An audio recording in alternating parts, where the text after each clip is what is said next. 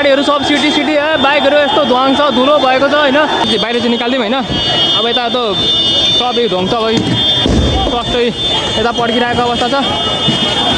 मैले अलिक सेफमा गएर गरिरहेको छु होइन। मान्छेहरू डढ्ने छन् यताभित्र, अब बाहिर बस्दैन बाउन मान्छन् यस्तो देखेर। यी सरकारी पेटको गाडीहरू यस्तो थाल्यो त्यो ममा पुरै दन। अनि अहिले यहाँ चौकीबाट भागेर यहाँ आएको रहेछन्।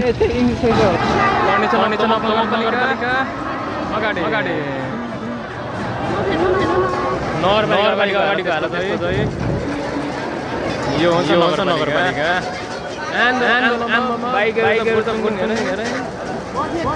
गर्मी धेरै भयो।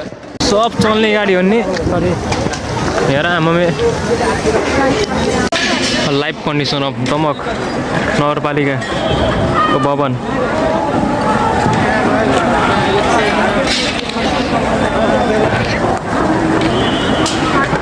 दन बलिरहेको अवस्था चाहिँ केटाहरू उता फुटाउँदैछन्, यता भइसक्यो, यता अर्को गाडी लगाउँदैछन्।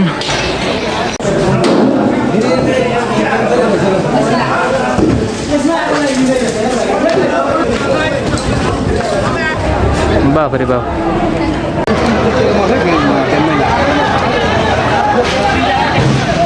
कहाँ लड्छौ?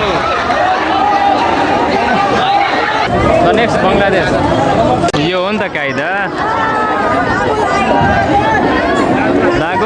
लागो के बेलुका बुटन गर्नु आएको लागो। ओ खुकुरी आयो खुकुरी।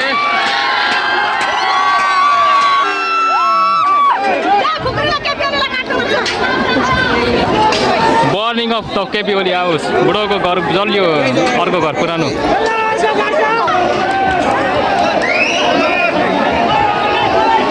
पड्क्यो कुकर पड्क्यो। सिलिन्डर एउटा निकालेको थियो, अर्को पड्क्यो। यो हो नि त दन आगो बल्नु भनेको थिएँ।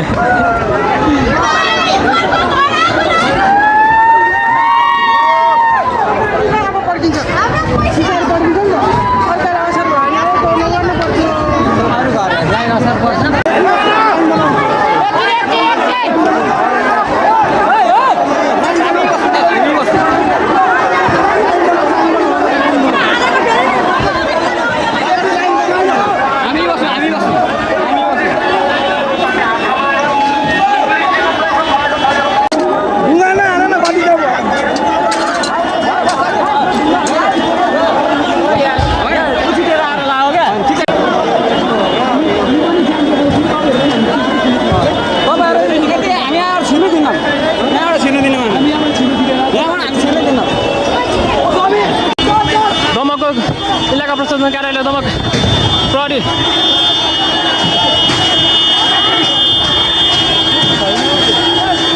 सब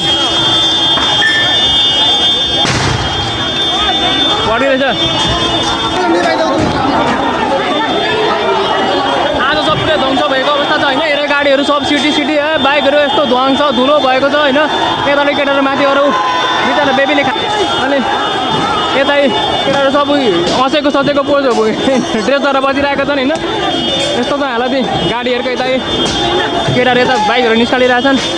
हामीले स्कटबाट पुलिसहरूलाई बाहिर चाहिँ निकालिदिउँ होइन। अब यता त सबै ध्वंस भयो, कस्तै यता पड्किरहेको अवस्था छ। मैले अलिक सेफमा गएर गरिरहेको छु होइन।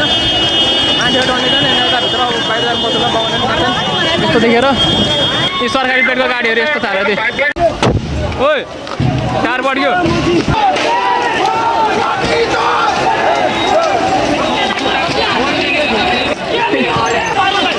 अर्को पनि दन्दन भइसकेको अवस्था छ होइन। प्रहरी चौकी ध्वंसपुरी छ। अब यहाँ बस्नु सुरक्षित छैन, घरतिर पनि ध्यानुपर्छ। स्थिति यस्तो छ गम्भीरमै। दन्दन आगो बालेको अवस्था छैन। पुलिसहरूलाई चाहिँ सबैलाई घर बारी सक्यो, भित्र यस्तो बालिसकेको छ। बाइकको हालत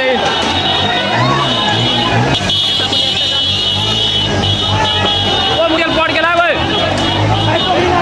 के भन्नु चाहनुहुन्छ आजको बारेमा? आज अतिभन्दा अति नै भयो, अतिभन्दा 4 पनि लुक एट दिस साइड। जब आमामा पुरै हेर्नु त जब 20जनालाई मार्न सक्छ नि त विद्यार्थीलाई 20जनालाई मार्छ भने त्यति हुन त सामान्य जस्तो लाग्छ मलाई पुलिसहरू पनि भागेर बाइक भएको अवस्था छ अहिले पनि तबको पुलिस सबैतिर भागेका छन् अब घरसम्म भेट्यो भने पुलिसलाई नि हाल्छ अघि अघि हानेर टाउको फुटाइसकेको न हिजो काठमाडौँमा हानेका थिए अब आज सब मान्छेहरू है बाटैभरि छन् मान्छेहरू होइन अहिले आउँदाखेरि केटाहरूले कसैले नछोडेको अवस्था चाहे केटा होस् या केटी होस् पुलिस मिन्स पुलिस बुढा होस् या बुढी होस् साना बच्चा हुने या ठुला हुने जब त्यतिले अगाडि गएर 2टा फायरिङ हाने त्यहाँ पछाडि केटाहरू तम्से अनि भक्तै